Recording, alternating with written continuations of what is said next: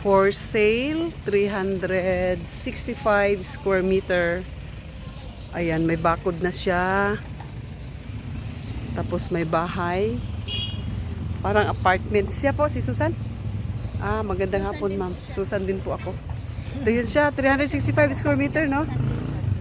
Maganda siya, oh. Ako naman si Kana. Hindi daw natin pakita yung mga Okay lang. Basta ito lang. Ito for sale. 365 square meter. Malapit ito sa ABS-CBN. Clean title ito, guys. Clean title. May titulo po ito. Ayan siya. Maganda ito. Gawing ano. Ayan, may bahay sa paupahan. Maliit lang yung bahay niya.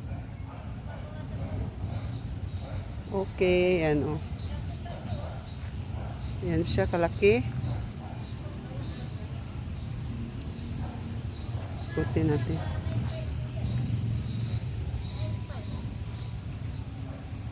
Mahal naman.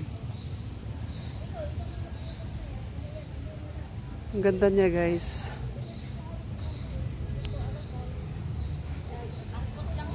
Ah, markot lang to. Ayan, may tinaniman siya ng bayabas. Lang. Ayan siya. Maganda to kasi may bakod na siya. Pwede ito lagyan ng swimming pool. Ayan, ang ganda, oh. Napakaganda niya. Nakabakod na siya. Clean title. Updated ang amilyar, guys. Updated ang amilyar niya. Tsaka clean title. Ayan, tinaniman na niya ng mga prutas kunti. 365 square meter. Pwede ka maglagay ng swimming pool dito kunti. Ayan, oh. Kung gusto mo, magtanim-tanim ka dyan. Ayan, guys, napakaganda. Okay, PM na lang kung sinong interesado dito sa property na to. Ito ay located at Barangay Santo Cristo, San Jose del Monte, Bulacan. Malapit siya sa ABS-CBN. Ayan, napakaganda.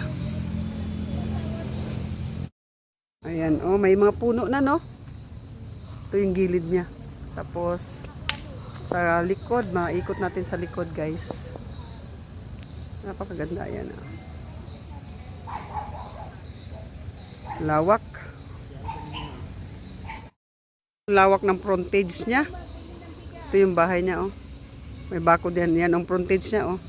Hindi nakasali yan. Ayan ang kalsada.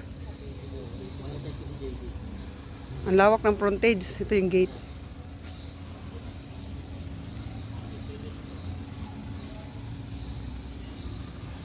Alika.